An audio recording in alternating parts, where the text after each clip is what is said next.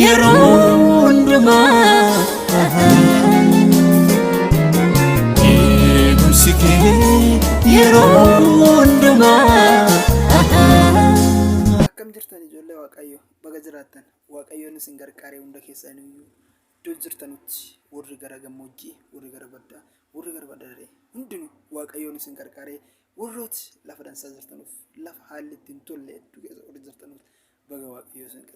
gargaarsi waaqayyo isin gargaare akka nama gaafattan isin goone isiniyyuu akka waaqayyo isin gargaare argitaniirtan ammayyuu jabaadha waaqayyo isin gargaare Roomee 12 lakkoofsa 12 irratti akkasidha Phaawulos inni dubbatu abdii qaddanuun gammada rakkinaan mo'obsa kadhannaan moottuma cima eebbifama jabaadha waaqayyo isin haa eebbisu jecha waaqayyootiin cima haala hundumaayyuu hin mo'ama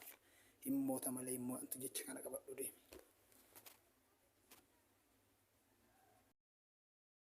akkam jirtan ijoollee waaqayyo baga jiraattan waaqayyoon isin gargaaree hunda keessaniyyuu iddoo jirtanutti warri gara gammoojjii warri gara baddaa warri gara baddaa hundinuu waaqayyoon isin gargaaree warrooti lafa dansaa jirtanuuf lafa haalli ittiin tolle hedduu keessa warri jirtanuuf baga waaqayyo isin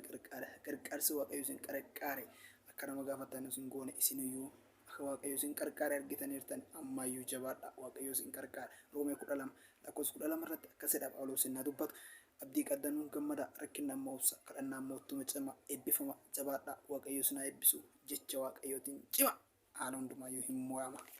hin moota malee hin mo'amtu jecha kana qabadhu deemi.